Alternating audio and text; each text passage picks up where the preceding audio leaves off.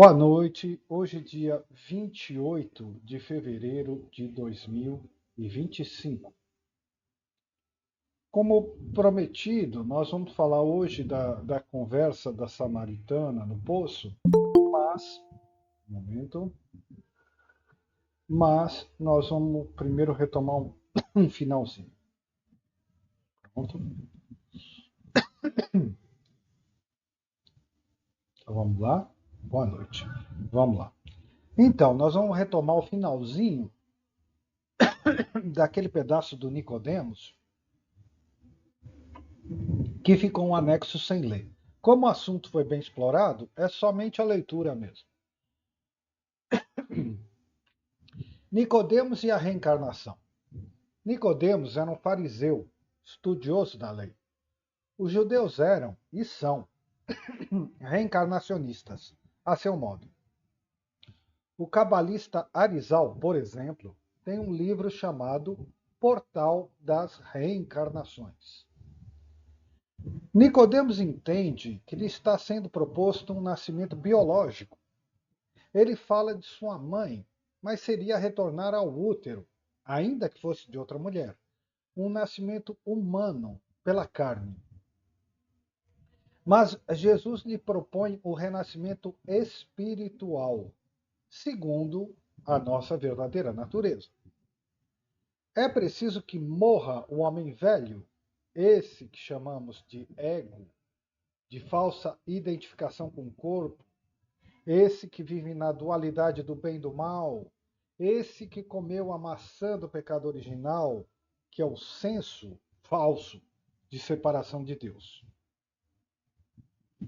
Paulo apóstolo é quem diz que deve morrer o homem velho para nascer o homem novo. E o mesmo Paulo diz: vivo, não mais eu, mas Cristo vive em mim. O renascimento espiritual, aquele que renasceu espiritualmente, está livre da roda das reencarnações, do samsara, encarnações essencialmente ilusórias.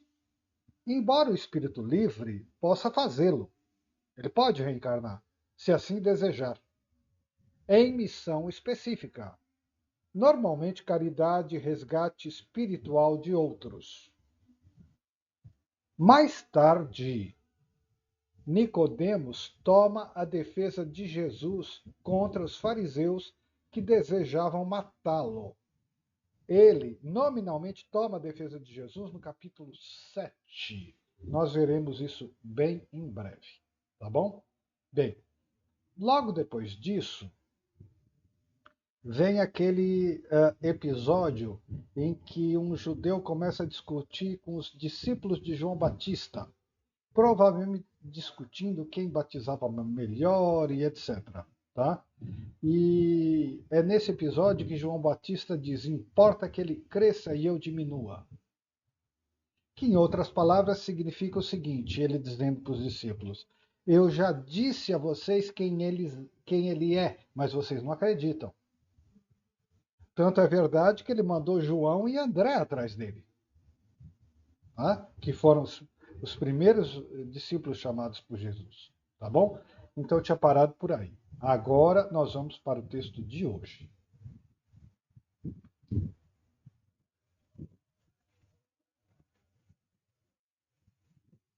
Pronto.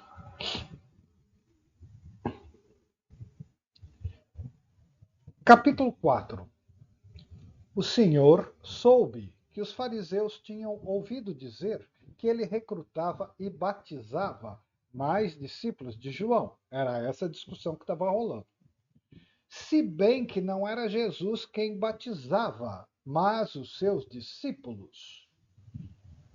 Então ele dá um último esclarecimento. Né? Ele fala, poxa, as pessoas estavam discutindo, mas nem sequer era Jesus que batizava, eram os seus discípulos. 3. Deixou a Judéia e voltou para a Galiléia. Não era a hora de ficar alimentando conflito com uma coisa que não era o objetivo dele, a doutrina dele. Deixou a Judéia, voltou para a Galiléia. Ora, importava a ele passar por Samaria. Essa frase é importantíssima. Ora, importava a ele passar por Samaria. Importava, ele tinha um propósito, ele sabia muito bem o que ele queria. Então, repito, 4. Ora, importava a ele passar por Samaria. Só um momento que eu vou mostrar para vocês o mapa. O problema, nem vou mostrar, vou mostrar primeiro o mapa mesmo. Momento. Muito bem. Então, no mapa, vocês veem aqui embaixo a Judéia. E bem no meio, Samaria. Acontece que os judeus não atravessavam Samaria pelo meio, tá? Onde está a capital deles, Samaria, bem no meio. Os judeus não faziam isso. Os judeus iam pela beiradinha, contornando o Rio Jordão, em azul, né? Subindo da Judéia até a Galileia, lá em cima, passando pela Samaria, mas pela beiradinha, margeando o Rio Jordão. Por quê? Porque eles eram inimigos. Tá? Esse que era o problema. Agora, o problema é o seguinte: eles eram inimigos. Por quê? Isso nós já estudamos em outro evangelho. Tem um anexo, um texto relativamente grande, mais detalhado. Né? Então, eu não ia estender o assunto. Porém, para quem está chegando agora, fica muito estranho, porque fica sem saber. Então, eu preparei um texto pequeno para dizer aqui por que eles eram inimigos. Então, judeus e samaritanos. A inimizade entre judeus e samaritanos foi marcada por conflitos e perseguições mútuas ao longo da antiguidade. As diferenças religiosas e culturais entre os dois grupos foram se acentuando ao longo do tempo. Motivos da inimizade: a disputa sobre o local correto de adoração. Os judeus consideravam Jerusalém o único lugar sagrado para oferecer sacrifícios. Os samaritanos defendiam o Monte Gerizim como verdadeiro local escolhido por Deus. Uns Jerusalém, outros o Monte Gerizim. Os judeus que regressaram após o exílio babilônico viam-se como os legítimos herdeiros da tradição. Os samaritanos são os descendentes dos israelitas que permaneceram na terra após o exílio babilônico. Então eles são os judeus assim de segunda, porque eles ficaram na terra, mas eles foram se deixando, na linguagem dos judeus, eles foram se deixando contaminar pela cultura de outros povos. Consequências da inimizade: conflitos e perseguições mútuas ao longo dos séculos. Os samaritanos tornaram-se súditos de um Estado que não os considerava como judeus. As relações entre judeus e samaritanos foram, em geral, negativas durante toda a antiguidade. Existia entre eles um ódio recíproco. Pronto. Então, isto é um resuminho, bem resuminho mesmo. Tá? Teve intrigas, um monte de coisa. Então, eles eram inimigos. Isso explica aquela parábola do bom samaritano. Se vocês lembram, o bom samaritano socorreu um judeu na beira da estrada. E aí todo mundo muito mal informado fica achando que samaritano é sinônimo de caridoso. E o sentido da parábola é outro. O bom samaritano, eles eram inimigos. E ele parou para socorrer um judeu. Esse é o sentido, como nós vamos ver depois. Tá bom? Só para vocês entenderem o clima entre os dois. Então, deixa eu compartilhar aqui outra vez, espera aí. Então, quando o Evangelho de João diz que importava a ele passar por Samaria, João está dizendo que ele tinha um propósito muito firme, porque ninguém passava por Samaria. Acabei de explicar isso. E, no entanto, está escrito aqui: ora, importava a ele passar por Samaria. Bom, tudo bem. A partir daqui, para não ficar truncado, eu vou ler o diálogo inteiro, porque senão vai ficar estranho. E depois eu vou destrinchar o diálogo, vou ler novamente, parando os pedaços, explicando. Mas eu tenho que ler inteiro, porque senão vai perder o clima. Então vamos lá. 4. Ora, importava a ele passar por Samaria. Chegou, pois, a uma localidade de Samaria chamada Sicar, juntos das terras que Jacó dera a seu filho José. Ali havia o poço de Jacó. E Jesus, fatigado da viagem, sentou-se à beira do poço. Era por volta de meio-dia. Veio uma mulher da Samaria tirar água. Pediu-lhe Jesus: dá-me de beber. Pois os discípulos tinham ido à cidade comprar mantimentos. Aquela samaritana lhe disse: sendo tu judeu, como pedes de beber a mim, que sou samaritana? Pois os judeus não se comunicavam com os samaritanos. Respondeu-lhe Jesus: se conhecesses o dom de Deus, e quem é que te diz, dá-me de beber, certamente lhe pedirias tu mesma, e ele te daria água viva. A mulher lhe replicou: Senhor, não tens com que tirá-la, e o poço é fundo. De onde tens, pois, essa água viva? És porventura maior que o nosso pai Jacó, que nos deu este poço, do qual ele mesmo bebeu, e também os seus filhos e os seus rebanhos? Respondeu-lhe Jesus: todo aquele que beber desta água do poço tornará a ter sede. Mas o que beber da água que eu lhe der jamais terá sede. Mas a água que eu lhe der virá a ser nele fonte de água que jorrará para a vida eterna. A mulher suplicou: Senhor, dá-me desta água, para eu já não ter sede e nem vir aqui tirá-la.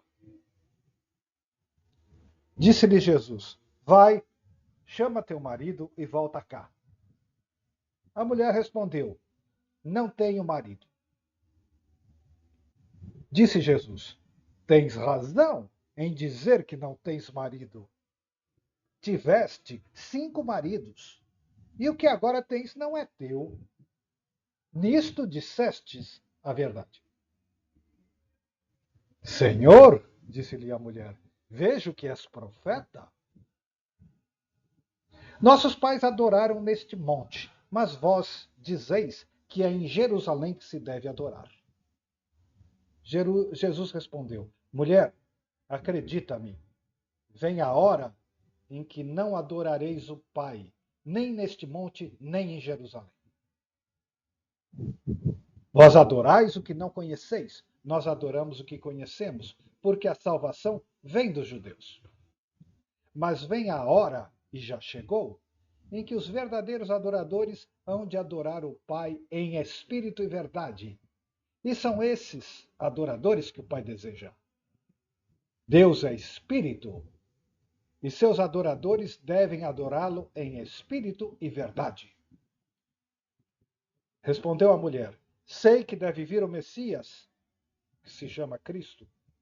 Quando, pois, vier, ele nos fará conhecer todas as coisas. Disse-lhe Jesus: sou eu quem fala contigo. Nisso, seus discípulos chegaram e maravilharam-se de que estivesse falando com uma mulher. Ninguém, todavia, perguntou: que perguntas ou que falas com ela? A mulher deixou seu cântaro, foi à cidade e disse àqueles homens. Bom, aí ela vai na cidade e aí vai falar com o pessoal dela. Tudo bem? Então eu li todo o diálogo dela com Jesus e agora nós vamos destrinchar esse diálogo. Como vocês podem ver, eu fiz questão de ler inteiro porque há muito, é um diálogo extremamente inteligente, há muito de ironia, até de sarcasmo na conversa, tá? Não é uma conversa tão inocente de uma pobre pecadora convertida. Não, ela sabe muito bem o que faz. Então vamos lá. Ora, importava a ele passar por Samaria. Chegou a uma localidade de Samaria chamada Sicar, junto às terras de Jacó, dera a seu filho José. Então é uma terra da tradição deles. Ali havia o poço de Jacó. Ela vai falar que esse poço é sagrado. Ali havia o poço de Jacó e Jesus, fatigado da viagem, sentou-se à beira do poço. Era por volta de meio-dia e veio uma mulher de Samaria tirar água. Ninguém ia debaixo de um sol do deserto e tirar água ao meio-dia. Esse é o pronto, entendeu? Então, ela foi tirar água numa hora em que ela estaria sozinha. Por quê? Porque ela não queria encontrar com as outras mulheres. Porque ela era uma pecadora. Ela já tinha tido 5 maridos e o que tinha atualmente não era dela, quer dizer, era amante. Né? Então ela certamente era uma mulher mal falada. Então ia ao meio-dia para não encontrar com as outras pessoas. Tá? Então, por isso que ela está indo ao meio-dia. No entanto, no versículo 4, já dizia: ora, importava ele passar por Samaria. Então ele sabia o que ele queria. Né? Encontrou com ela que ia ao meio-dia, porque não queria encontrar com as outras mulheres. Muito bem, então vamos prosseguir. Ali havia o poço de Jacó. Jesus, fatigado da viagem, sentou-se à beira do poço. Era por volta de meio-dia. Veio uma mulher de Samaria tirar a água. Pediu-lhe Jesus: dá-me de beber. Que os discípulos tinham ido comprar comida. A samaritana lhe disse: sendo tu judeu, como pedes de beber a mim, que sou samaritana? Pois os judeus não se comunicavam com os samaritanos, eram inimigos. Então, ele diz a ela, ela vem ao meio-dia, já é uma coisa estranhíssima. Ele diz a ela: dá-me de beber. Um judeu não falaria com uma mulher samaritana. E uma samaritana jamais falaria com um judeu, num território que eles nem sequer atravessam, porque são inimigos. Quanto mais no poço de Jacó, que para eles é sagrado. Então, o espanto dela ver um judeu ali, naquela hora, ao meio-dia, e ainda vir falar com ela, né, ela ficou realmente espantada. Mas outra mulher teria medo. Ela ficou espantada, surpresa, e começa a enfrentá-lo. Tá? Então ele diz: dá-me de beber. Ela diz: como é que você me pede água? Você que é judeu, eu sou samaritana.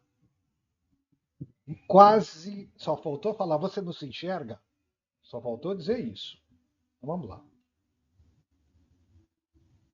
E aí ele diz: se conhecesseis o dom de Deus, e quem é que te disse? Ele vai dizer quem é. Quem é que te diz: dá-me de beber? Certamente lhe pedirias tu mesma, e ele lhe daria água viva. Então Jesus já está começando a introduzir a doutrina, ele te daria água viva. Ela não entende, mas não é que ela não entende, ela não quer entender. Nós vamos chegar lá. Certamente lhe pedirias tu mesmo, e ele te daria água viva. A mulher lhe replicou: Senhor, não tens como tirá-la, e o poço é fundo. De onde tens, pois, essa água viva? Então, primeiro, ela não entendeu que era uma água espiritual. Primeiro, ela começou a ironizar. Que conversa é essa? Você nem tem como tirar água do poço. A água da vida é a água que se bebe mesmo.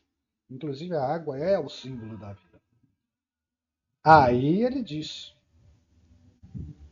de onde tens, pois, essa água viva? és porventura maior que o nosso pai Jacó, que nos deu esse poço, do qual ele mesmo bebeu, e também os seus filhos e seus rebanhos? Então ela está dizendo, esse poço é sagrado, e você vem me dizer de tirar água viva? A água viva é do poço sagrado que Jacó nos deixou.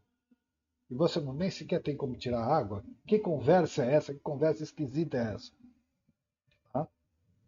Então ela cita, és porventura maior que nosso pai Jacó, que nos deu este poço, do qual ele mesmo bebeu, e também seus filhos e seus rebanhos.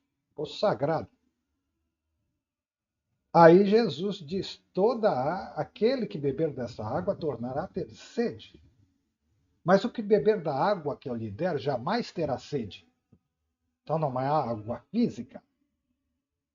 Mas a água que eu lhe der virá a ser nele fonte de água, que jorrará para a vida eterna. Então o símbolo da vida é a doutrina.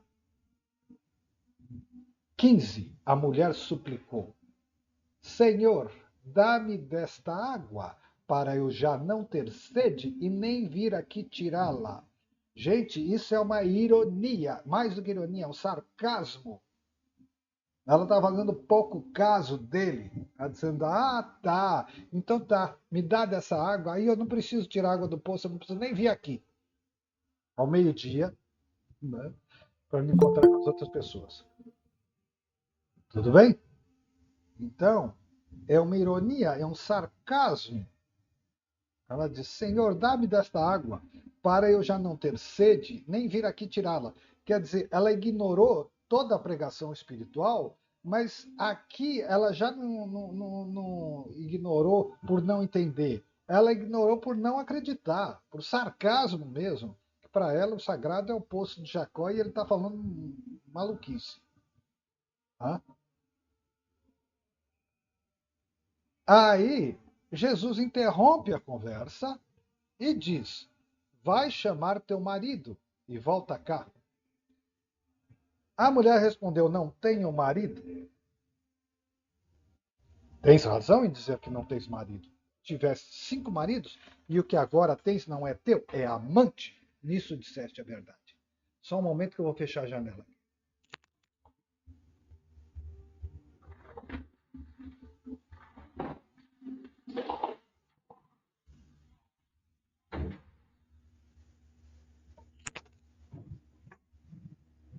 Pronto. Então, ele cortou a conversa, que ele estava falando da água viva, né, da vida eterna, do símbolo da vida, e disse, vai, chama teu marido e volta cá. E a mulher respondeu, não tenho marido. E aí ele disse, tens razão em dizer que não tens marido. Tivesse 5 maridos e o que agora tens não é teu. Nisto disseste a verdade. Mas atenção, ele até então não conversaria com uma mulher, nem com uma mulher samaritana, e muito menos com uma mulher samaritana pecadora. Então isso quer dizer que ele não está condenando ela por ter 5 maridos e agora ter um amante. Ele não está preocupado com isso. Ele só falou isso porque ela está, como se diz na gíria aqui na Bahia, ela está dando testa. Quer dizer, ela está se confrontando, ela está buscando confronto com ele. E aí ele falou, vai buscar teu marido. Ela falou, não tenho marido. Ela falou, aí agora você disse a verdade. Mas ele não condenou. Isso é muito importante. Ele não tinha a mínima intenção de condenar. Não era permitido a um judeu falar com uma mulher uma pecadora. Ainda mais uma mulher samaritana pecadora. E aí sim ela se espantou. Senhor, disse-lhe a mulher, vejo que és profeta. Então aí ela ficou espantada com a adivinhação. Mas mesmo assim, ela ainda não dá o braço a torcer, não. Ela começa a testar ele. Ah, Senhor, disse-lhe a mulher, vejo que és profeta. Nossos pais adoraram neste monte, mas vós dizeis que em Jerusalém que se deve adorar. Veja, ela reconhece que ele adivinhou, diz que é profeta, mas ela coloca uma questão assim do nada, uma questão doutrinária, e vai mexer num dos pontos de conflito entre judeus e samaritanos. E aí ela coloca: nossos pais adoraram nesse monte, e vós dizeis que é em Jerusalém que se deve adorar. Quer dizer, ela está buscando mais conflito. Tá? Aqui. Pronto. Então ela está buscando mais conflito. E Jesus respondeu: mulher, acredita-me, vem a hora em que não adorareis o Pai, nem neste monte, nem em Jerusalém. Vós adorais o que não conheceis, nós adoramos o que conhecemos, porque a salvação vem dos judeus. A doutrina foi implantada entre os judeus, mas a doutrina é ele. Nós adoramos o que conhecemos. Quem é nós? Ele. E aí ele diz: mas vem a hora, e já chegou, é agora. O que é que ele está fazendo? Ele está em Samaria. Porque importava estar em Samaria. Mas vem a hora, e já chegou, em que os verdadeiros adoradores hão de adorar o Pai em espírito e verdade. Em espírito e verdade. E são esses os adoradores que o Pai deseja. Portanto, ele entrou aqui no centro da doutrina, do jeito que ela é pregada pelo Goldsmith, por exemplo. Então não é em Jerusalém, nem no Monte Gerizim, é aqui e agora, em quem eu sou, em espírito e verdade. Vem, vai chegar a hora é agora. A hora já chegou, a hora é agora. Né? Então, importava passar em Samaria. Então, o diálogo que está sendo travado é esse. Ele diz: né? Nem Jerusalém, nem Gerizim, nem no templo, nem na cruz, nem na natureza, nem em lugar nenhum, onipresente, começando em mim. Então, adorado em espírito e verdade. Isso porque ela, depois da adivinhação dos maridos e não sei o quê, ela resolveu testá-lo agora em termos de doutrina, de acordo com a fé dos samaritanos. Então, veja, ela não é burra, não. Então, imediatamente ela já começa a entrar numa questão doutrinária para testá-lo mesmo. Tá? E aí ele dá essa resposta para ela. Seus adoradores devem adorá-lo em espírito e verdade.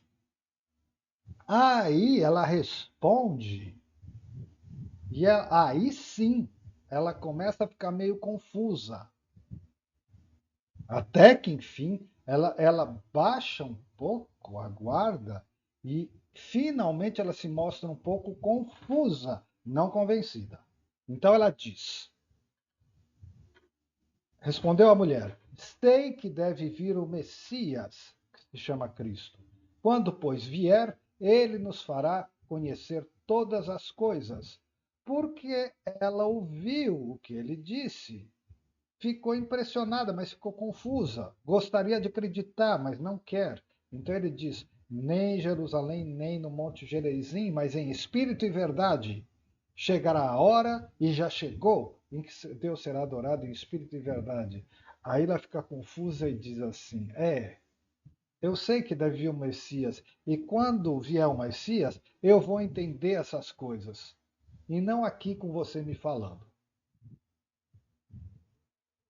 Ao que ele responde: respondeu a mulher, sei que deve vir o Messias que se chama Cristo. Quando, pois, vier, ele nos fará conhecer todas as coisas. Disse-lhe Jesus: sou eu quem fala contigo. Ela ficou confusa com a doutrina que ele estava apresentando. Confusa, ela diz: não vou dar muita atenção para você, porque só o Messias que pode explicar isso. E aí, finalmente, ele diz: sou eu. Coisa que até então ele não tinha dito. Tá? Sou eu. Eu sou. porque essa frase, eu sou, é um ensinamento central de todo esse evangelho. E que o Goldsmith vai explorar muito, principalmente no livro Eu Místico, que é o que eu mais gosto. Né? Eu sou. Nós vamos falar bastante sobre o eu sou mais para frente. Bastante. É um ensinamento central neste evangelho. Eu sou o caminho, a verdade, a vida, eu sou o pão da vida, eu sou a ressurreição e assim por diante. Eu sou. Eu sou. O mesmo nome que foi dado a Moisés no Monte Sinai. Eu sou. Também chamado de Monte Horeb. Tá? Então ele diz: sou eu sou o Messias. Quem fala contigo? E aí chegaram os discípulos e maravilharam-se. Agora eu vou compartilhar, peraí. Maravilharam-se que ele estivesse falando com uma mulher.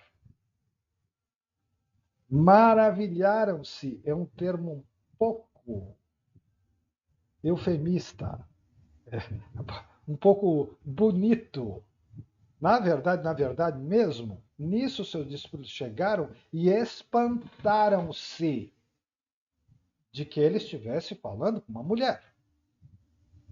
Porque ninguém falaria com uma mulher, muito menos com uma mulher samaritana, e muito menos com uma mulher samaritana pecadora indo buscar água ao meio-dia para não encontrar com as outras pessoas.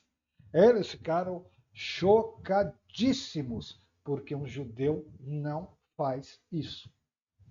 Tá? Então, voltando.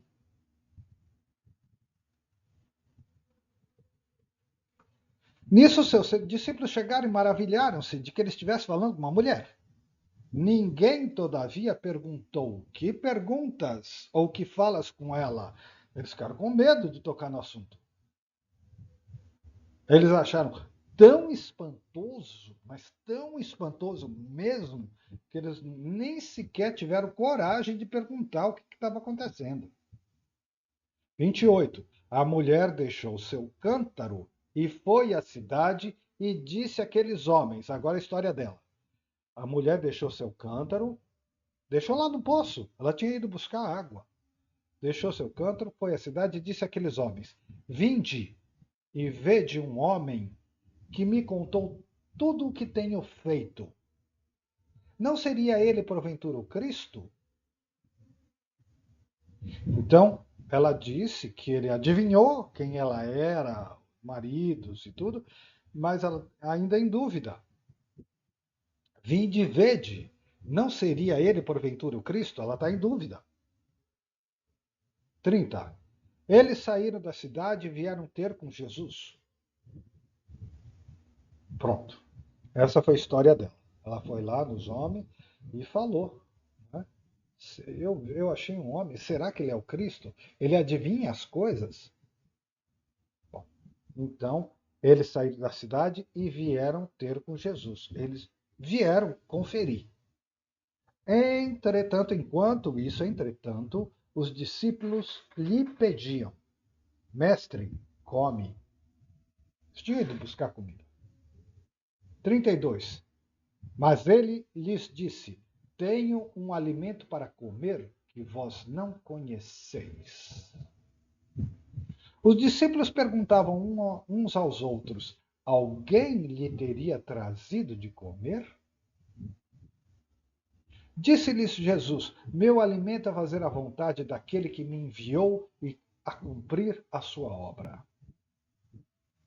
Então, essa frase, tenho um alimento para comer que vós não conheceis, foi muito explorada pelo Goldsmith para explicar a provisão divina, que Deus provê tudo que é necessário. Tá? Claro, nós vamos buscar comida, né? Mas ele já tinha dito: não vos preocupeis com o que comer, com o que beber, com o que vestir. Não que a gente não vá trabalhar e não vá comer, não vá vestir, mas não vos preocupeis. Então, quando os discípulos estavam muito preocupados, ele disse: eu não estou preocupado com isso porque Deus me alimenta. Né? Na hora certa as coisas vão acontecer. Então ele disse, por quê? Porque eu tenho a provisão infinita, que é o termo que o Goldsmith usa. Eu tenho a provisão infinita, uma provisão que é Deus, e Deus se manifesta como tudo aquilo que é necessário. Tá?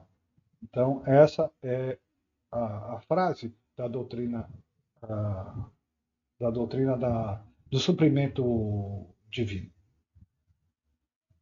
E aí ele diz: meu alimento é fazer a vontade daquele que me enviou a cumprir a sua obra. Se ele está fazendo a vontade de Deus, servindo e cumprindo a sua obra, é Deus que está agindo através dele. E, portanto, ele não tem fome, porque a consciência dele não está no corpo. Aí em 35 ele começa a explicar. Deixa eu vir aqui. 35. Aí ele diz para os discípulos: não dizeis vós que ainda há 4 meses e vem a colheita? Eis que vos digo: levantai os vossos olhos e vede os campos, porque já estão brancos para a ceifar os alimentos, para a colheita. Então, do mesmo jeito que ele dizia, meu alimento já está em mim, é suprimento divino. Então ele diz, vocês não dizem que precisam de 4 meses para colher o alimento? Eu vos digo, a colheita está pronta. E aí, em 36, ele diz, o que ceifa recebe o salário e ajunta fruto para a vida eterna. Né? Quem colhe da provisão divina, ajunta provisão para a vida eterna. Então, é aquele que está servindo a Deus e não está preocupado consigo mesmo. Não está identificado com o corpo. Não que não precise alimentá-lo, mas não está identificado. Então, o que ceifa recebe o salário e ajunta fruto para a vida eterna. Assim, o semeador e o ceifador juntamente se regozijarão. Né? Então, aquele que planta e também aqueles que servem, espalhando a doutrina. Porque eis que se pode dizer com toda a verdade: um é que semeia, outro é o que ceifa. Enviei-vos a ceifar onde não trabalhastes. Outros trabalharam e vós entrastes nos seus trabalhos. Ele está dizendo então, onde não trabalhastes, outros trabalharam. João Batista. João Batista abriu o caminho. E agora eles devem servir a Deus, né? Sem preocupar, não vos preocupeis com o que comer e com o que beber. Né? Eles estão para fazer a colheita. Deixa eu ver se tem alguma coisa nos comentários aqui sobre isso.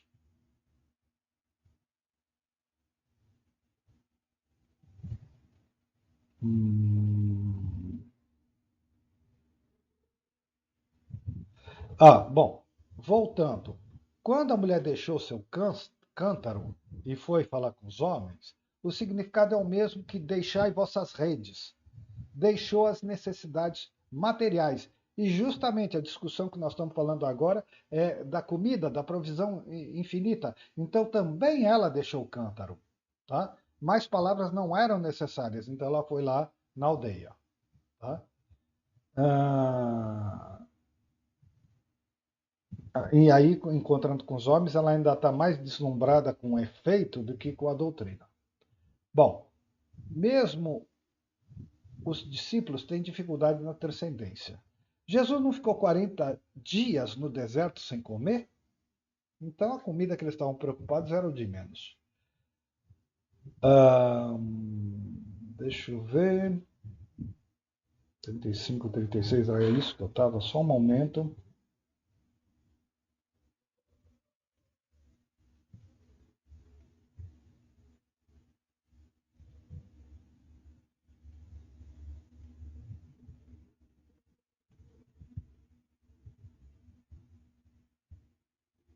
Sim, então volto aqui. Vou ter que ler do começo para não ficar sem sentido. 35. Não dizeis vós que ainda há 4 meses e vem a colheita? Eis que vos digo: levantai os vossos olhos e vede os campos, porque já estão brancos para a ceifa, para a colheita. O que ceifa, recebe o salário e ajunta fruto para a vida eterna. Assim o semeador e o ceifador juntamente se regozijarão. Porque eis que se pode dizer com toda a verdade, um que semeia, outro que ceifa. Então, os profetas semearam. Sim, tem a parábola dele, Jesus como semeador, mas aqui o sentido é: os profetas semearam e agora eu colho. Cristo colhe. Então, 37. Por isso se pode dizer com toda a verdade, um que semeia, outro é que ceifa. Enviei-vos a ceifar onde não trabalhastes. Então, ele é que ceifa, Jesus, o que os profetas apontaram, mas ele mesmo está mandando os apóstolos. Outros trabalharam e vós entrastes nos teus trabalhos. Pronto. Então, ele está falando para eles que eles estão na missão, que são eles que vão levar a doutrina. 39. Agora voltam os samaritanos. Muitos foram os samaritanos daquela cidade que creram nele, por causa da palavra da mulher que lhes declarara: ele me disse tudo quanto tenho feito. Eles creram e foram investigar, porque a mulher disse: ele me disse tudo quanto tenho feito. Tudo quanto tenho feito não eram coisas comuns, que ela teve 5 maridos, que ela tinha amante, coisas um pouco mais fortes. 40. Assim, quando os samaritanos foram ter com ele, pediram que ficasse com eles. E ele permaneceu ali 2 dias. Volto ao versículo 4. Ora, importava a ele passar por Samaria. Ele tinha deliberadamente este propósito. Então, em 40, assim, quando os samaritanos foram ter com ele, pediram que ficasse com eles. Ele permaneceu ali 2 dias, em terras de inimigos, né? Permaneceu ali 2 dias. 41. Ainda muitos outros creram nele por causa das suas palavras. Ele foi converter a Samaria. E esses muitos outros acreditaram, creram nele por causa das suas palavras. E diziam à mulher: já não é por causa da tua declaração que cremos, mas nós mesmos ouvimos e sabemos ser este verdadeiramente o Salvador do mundo. Agora eles deram um esfrega nela. Eles disseram: olha, nós fomos e nós acreditamos pelo que ele é, e não porque pelos efeitos, porque ele adivinhou coisas. Aí eles foram dizer a ela, né? Nós acreditamos porque ele é o que é, e não por causa dos efeitos e porque saiu adivinhando coisas. Aí ela teve que engolir isso com casca e tudo. 43. Passados os 2 dias, Jesus partiu para a Galiléia. Ele mesmo havia declarado que um profeta não é honrado na sua pátria. Chegando a Galiléia, acolheram-no os galileus, porque tinham visto tudo o que fizera durante a festa em Jerusalém, pois também eles tinham ido à festa. Ele voltou, pois, a Caná da Galiléia, onde transformara a água em vinho. Havia então em Cafarnaum um oficial do rei, cujo filho estava doente. Em outro evangelho é um centurião. Aqui é um oficial do rei, cujo filho estava doente. Ao ouvir que Jesus vinha da Judéia para a Galiléia, foi a ele, rogou-lhe que descesse e curasse seu filho, que estava prestes a morrer. Disse-lhe Jesus: Se não virdes milagres e prodígios, não credes.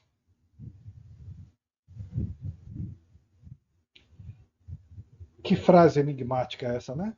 O cara está muito preocupado com o filho que estava prestes a morrer e ele responde: Se não virdes milagres e prodígios, não credes. Bom, eu entendo aqui então que se o filho morresse não faria a menor diferença do ponto de vista espiritual. Mas se não virdes milagres e prodígios, vocês não vão acreditar. Então tá. 49. Pediu-lhe o oficial: Senhor, desce antes que meu filho morra. 50. Vai, disse-lhe Jesus. O teu filho está passando bem. O homem acreditou nas palavras de Jesus e partiu. Ele creu, ele teve fé. Ele acreditou nas palavras de Jesus e partiu. Enquanto ia descendo em viagem, os criados vieram-lhe ao encontro e lhe disseram: Teu filho está passando bem. Indagou então deles a hora em que se sentira melhor. Responderam: Ontem a febre o deixou à 7ª hora. Reconheceu o pai ser a mesma hora em que Jesus dissera: Teu filho está passando bem. E creu, tanto ele como toda a sua casa.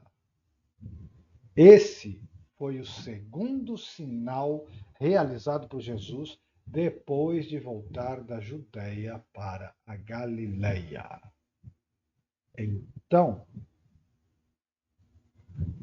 depois do notável diálogo com a samaritana, né, que se mostrou uma mulher extremamente inteligente, bem informada, né, autossuficiente,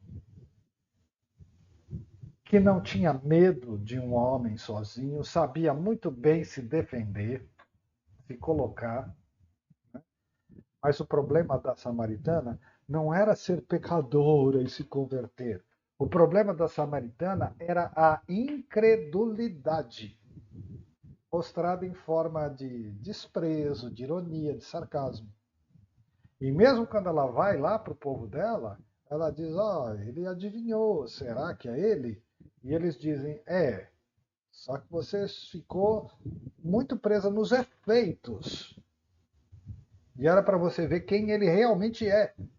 Porque ele disse diretamente a você: Eu sou a água viva, sou eu o Messias.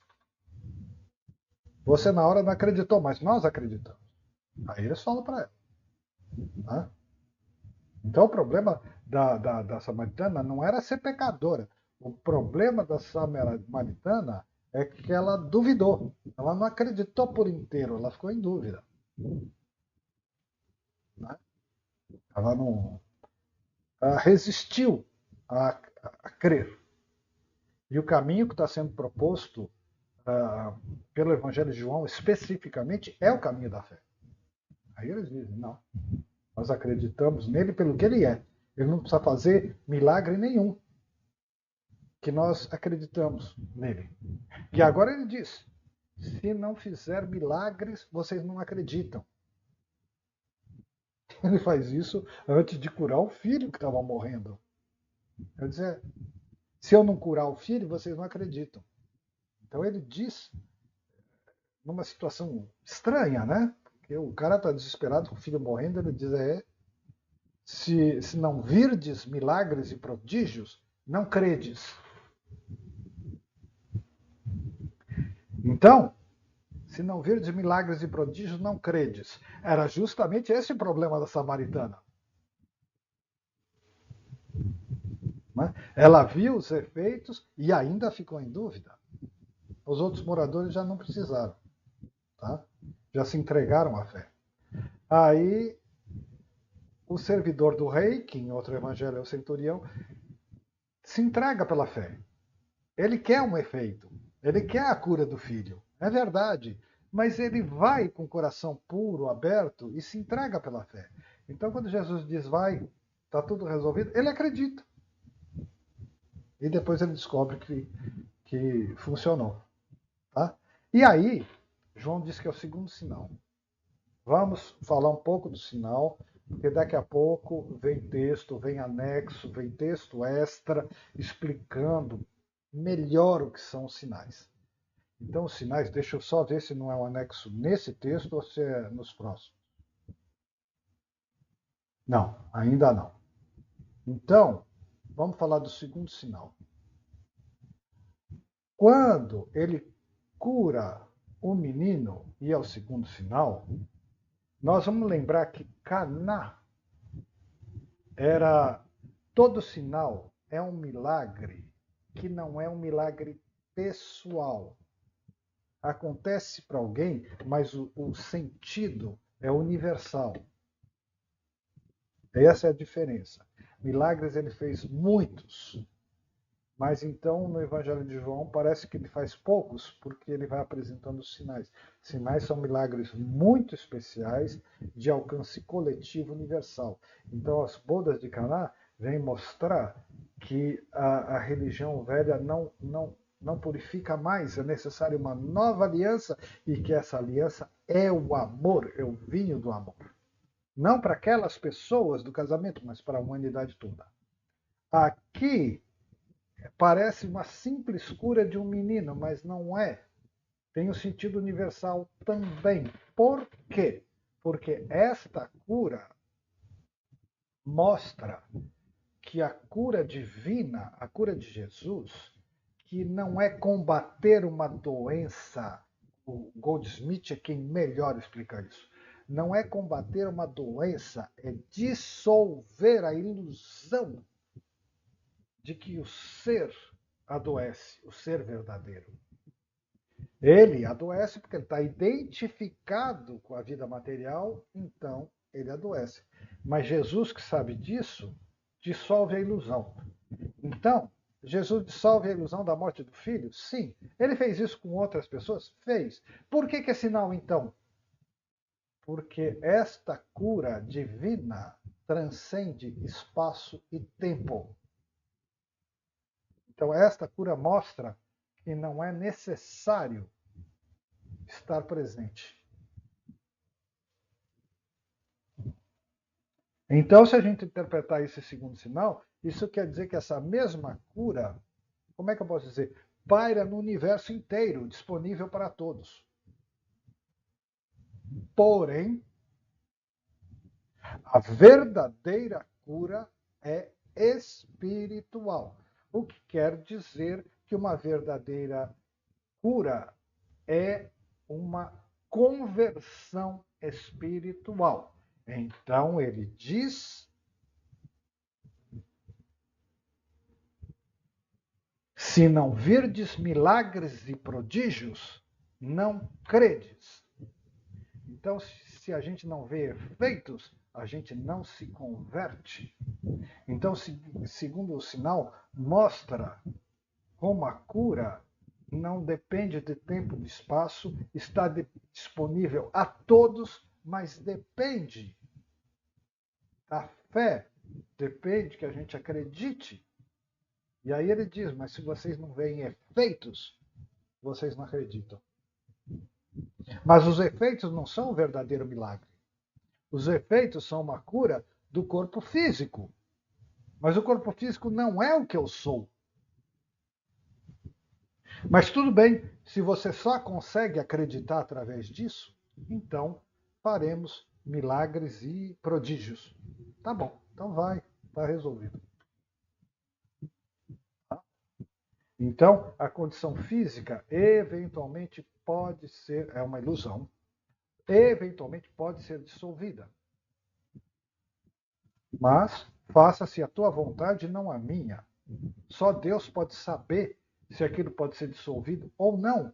Porque em outra situação, Jesus diz para o paralítico: paciência, filho, teus pecados estão perdoados. O que significa liberado da lei do karma,